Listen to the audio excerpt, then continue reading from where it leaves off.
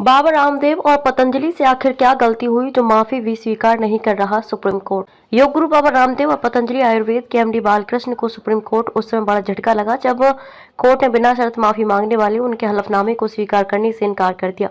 इस मामले की अगली सुनवाई अब 16 अप्रैल को होगी। देश की सर्वोच्च अदालत ने इस मुद्दे पर निष्क्रियता के लिए राज्य लाइसेंसिंग प्राधिकरण को भी कड़ी फटकार लगाई और कहा कि वह इसे हल्के में नहीं लेगी। वहीं कानून का उल्लंघन करने के लिए पतंजलि आयुर्वेद के खिलाफ कार्रवाई करने पर विफल रहने के लिए उत्तराखंड सरकार की भी आलोचना की है। किसने किया था पतंजलि पर case? Indian medical association IMA ने अगस्त 2022 में सुप्रीम कोर्ट में याचिका दायर की थी। पतंजलि ने एक विज्ञापन दिया था जिसमें कहा था कि एलोपैथी, फार्मा और मेडिकल उद्योग द्वारा गलतफहमियों से खुद को और देश को बचाएं। बाबा रामदेव ने एलोपैथी को बेवकूफ और दिवालिया विज्ञान कहा था।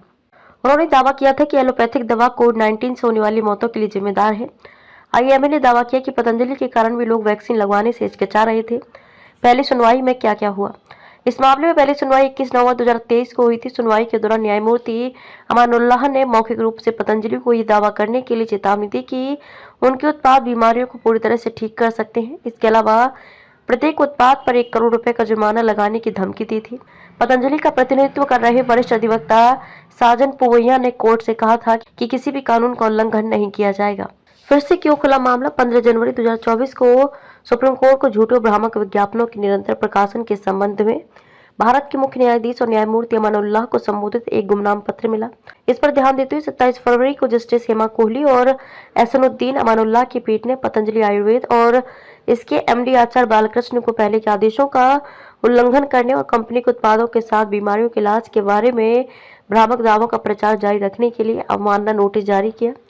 सरकार से भी इस मामले पर जवाब मांगा गया। न्यायमूर्ति अमानुल्लाह ने कहा कि पूरे देश को चक्कर में डाल दिया गया है। 2 साल तक आप इंतजार करते रहे जब ड्रग्स अधिनियम कहता है कि ये निषिद्ध है। इसके बाद अदालत ने पतंजलि औषधि उत्पादों के किसी भी अन्य विज्ञापन या ब्रांडिंग पर अगले आदेश तक पूर्ण प्रतिबंध लगा दिया है। जब भड़क गए सुप्रीम कोर्ट के जज, अगली सुनवाई के दौरान 19 मार्च को अदालत को बताया गया कि अवमानना नोटिस का जवाब दाखिल नहीं किया गया है। इसके बाद कोर्ट ने बालकृष्ण और रामदेव की व्यक्तिगत उपस्थिति का आदेश दिया। इसमें उत्तराखंड सरकार को भी एक पक्ष बनाया गया। इसके बाद 21 मार्च को बालकृष्ण ने कथित भ्रामक विज्ञापनों के संबंध में सुप्रीम कोर्ट में माफीनामा दाखिल किया, जिसे कोर्ट ने खारिज कर दिया। इस दौरान अदालत ने रामदेव और बालकृष्ण की कड़ी आलोचना की और उनकी माफी को जुबानी दिखावा करार दिया। इसके बाद 9 अप्रैल को रामदेव और बालकृष्ण ने सुप्रीम कोर्ट से बिना शर्त माफी मांगी। रामदेव ने नवंबर 2023 के प्रेस कॉन्फ्रेंस के लिए भी बिना शर्त माफी मांगी। उन्होंने कहा कि मुझे इस चूक पर गहरा अफसोस है और मैं अदालत को आश्वस्त करना चाहता हूं कि इसे दोहराया नहीं जाएगा। मैं आदेश के पैरा 3 में दर्ज बयान के उल्लंघन के लिए बिना शर्त माफी मांगता हूं। सुप्रीम कोर्ट सहमत नहीं। सुप्रीम कोर्ट ने कहा कि हम इसे स्वीकार करने से इनकार करते हैं। हम इसे जानबूझकर किया गया उल्लंघन मानते हैं।